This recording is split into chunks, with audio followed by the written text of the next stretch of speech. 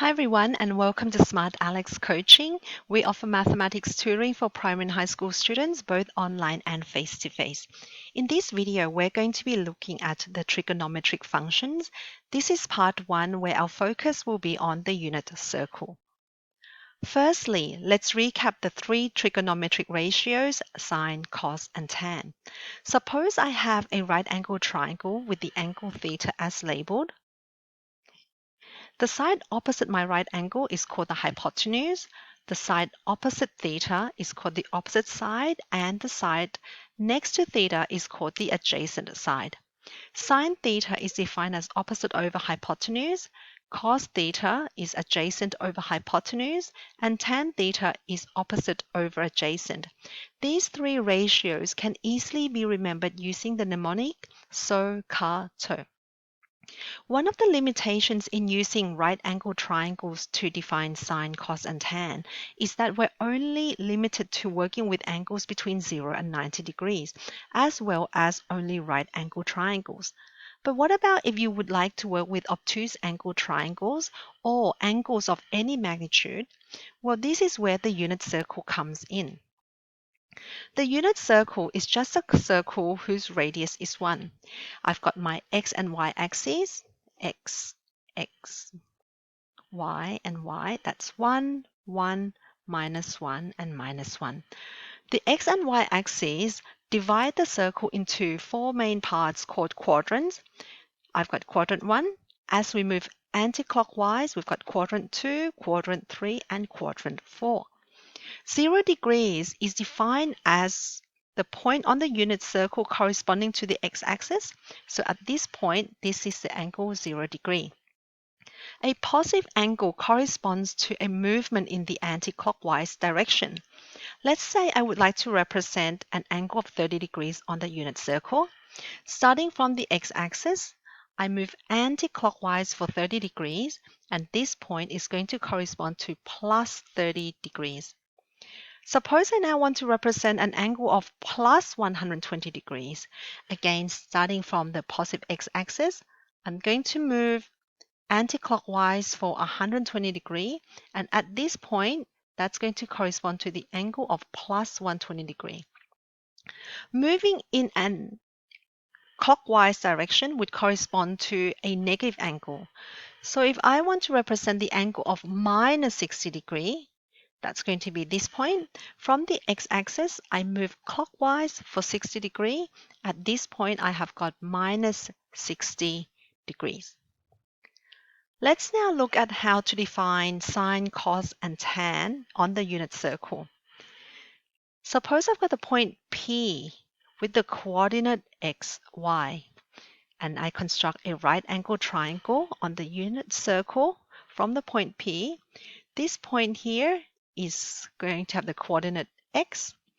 This point here is going to have the coordinate y, and my radius is 1. Here's my angle theta. Sine theta is defined as opposite over hypotenuse. The opposite side is going to have magnitude of y. So sine theta simply reduces to just y. Cos theta is defined as adjacent over hypotenuse. My adjacent side has a magnitude of x. Cos theta therefore is x over 1, which reduces to just x. Tan theta is defined as opposite over adjacent. That's going to be y on x, also sine theta and cos theta.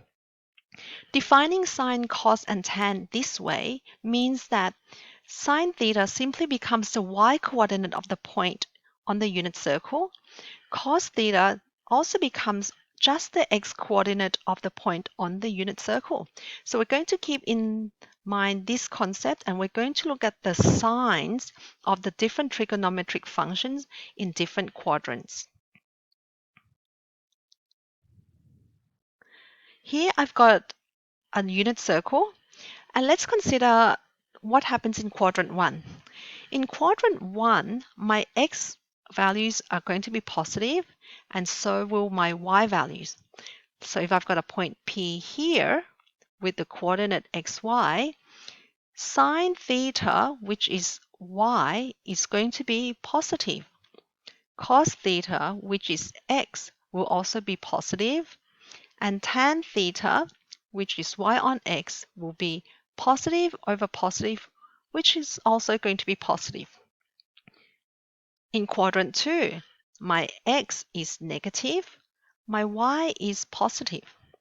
Sin theta, which is y, will be positive. Cos theta, which is x, will now be negative, and tan theta, which is y on x, will be positive over negative, which will be negative. In quadrant 3, my x is negative, my y is also negative. Sin theta, which is y, will now be negative. Cos theta, which is x, will also be negative. Tan theta, which is y on x, will be negative over negative, which will be positive. And in quadrant 4, where x is positive and y is negative, sin theta, which is y, will be negative. Cos theta, which is x, will be positive. And tan theta, which is y on x, will be negative over positive, which will be negative. So we can see that depending on where the point P is on the unit circle, quadrant 1, 2, 3, or 4, the sign of the trigonometric functions will change. This can be summarized using the mnemonic all stations to central. In quadrant 1, that corresponds to the letter A from all trig functions are positive. In quadrant 2, only sine is positive. In quadrant 3, only tan is positive. And in quadrant 4, only cos is positive. We have all stations to central. Let's look at some examples of how we can utilize this concept. Consider the angle 30 degrees. Now the angle 30 degrees is going to correspond to this point on the unit circle. And using our knowledge of exact values, at this point, the coordinate would be root 3 over 2 and a half. Now, sine 30 degrees is simply the y coordinate of this point. So that's just going to be a half. Cos 30 degrees is the x coordinate of this point. That's simply going to be root 3 on 2. And tan theta degree is y on x. This is going to reduce to 1 over root 3. Let's now look at angles greater than 90 degrees. Sine 150 degrees is going to correspond to this point. As you can see, from the positive x-axis, I move 150 degrees. At the angle 150 degrees, my coordinate is going to be minus root 3 on 2 and a half. Since sine 150 degrees correspond to the y coordinate at that point, sine 150 degrees is going to be a half. Cos 135 degrees, well, 135 degrees is going to correspond to this point where I move through an angle of 135 degrees. At this point, my coordinate is going to be minus 1 root 2 and 1 root 2. Since cos function corresponds to the x-coordinate, cos 135 degrees is going to have the value of minus 1 root 2. And in the last example, tan 225 degrees, the angle of 225 degrees is going to correspond to this point on the unit circle. At this point, I will have the coordinate of minus 1 over root 2 and minus 1 over root 2. Tan 225 degrees, which is y on x, will simply reduce to just 1. In our next video, we're going to look further into the relationships between related acute angles of trigonometric functions. I hope you enjoyed this video. If you like it, do consider subscribing and sharing.